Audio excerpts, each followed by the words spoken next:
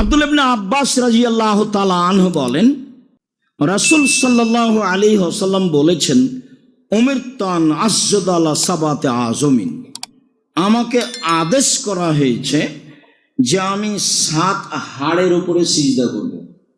এটা আমাকে আদেশ করা হয়েছে। আমাকে আদেশ করা হয়েছে যে 7টি হাড়ের উপরে আমি সিজদা করব। 1 আলাল জাবহাতে, কপালের উপর। 2 অল ইয়াদাইন, 2 হাতের উপর। 3 অলা রুকবাতাইনে, 2 হাঁটুর উপরে।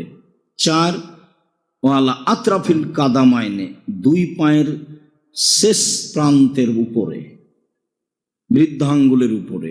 তাহলে সিজদার সময় আমার 7টা হাড্ডি মাটিতে লেগে থাকবে, এই আদেশ আমাকে করা হয়েছে। বুখারী মুসলিম। 1 কপাল, 2 হাত, 3 5 2 হাঁটু, 7 2 পায়ের বৃদ্ধাঙ্গুল। সিজদার অবস্থা এটা থাকতেই হবে।